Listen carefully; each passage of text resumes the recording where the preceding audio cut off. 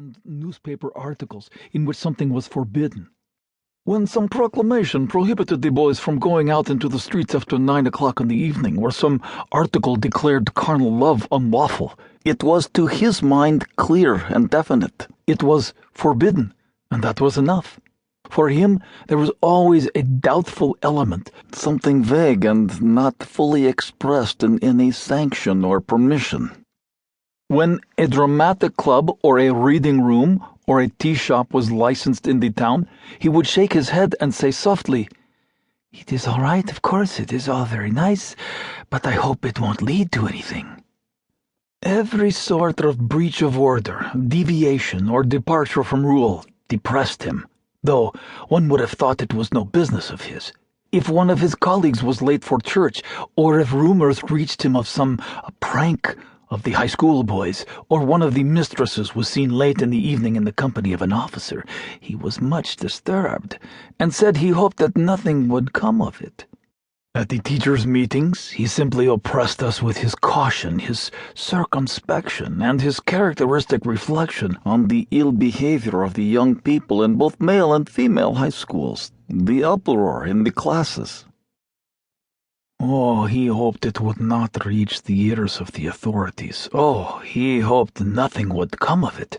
And he thought it would be a very good thing if Petrov were expelled from the second class and Yegorov from the fourth. And, do you know, by his size, his despondency, his black spectacles on his pale little face, a little face like a polecat's, he crushed us all, and we gave way. Reduced Petrov's and Yegorov's marks for conduct, kept them in, and in the end expelled them both. He had a strange habit of visiting our lodgings. He would come to a teacher's, would sit down, and remain silent, as though he were carefully inspecting something. He would sit like this in silence for an hour or two, and then go away. This he called maintaining good relations with his colleagues.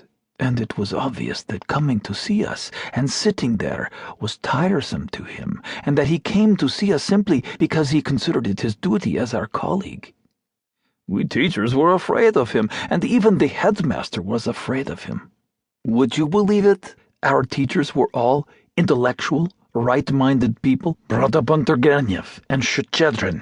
Yet this little chap, who always went about with galoshes and an umbrella, had the whole high school under his thumb for 15 long years. High school, indeed. He had the whole town under his thumb. Our ladies did not get up private theatricals on Saturdays for fear he should hear of it, and the clergy dared not eat meat or play cards in his presence. Under the influence of people like Byelikov, we have got into the way of being afraid of everything in our town for the last 10 or 15 years.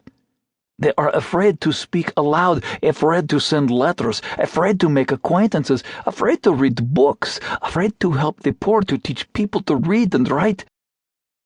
Ivan Ivanovitch cleared his throat, meaning to say something, but first lighted his pipe, gazed at the moon, and then said, with pauses, "Yes, intellectual, right-minded people read Shchedrin and Turgenev, Bokal, and all the rest of them.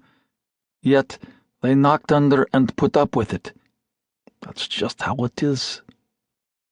Byelikov lived in the same house as I did, Birkin went on. On the same story, his door facing mine. We often saw each other, and I knew how he lived when he was at home. And at home it was the same story.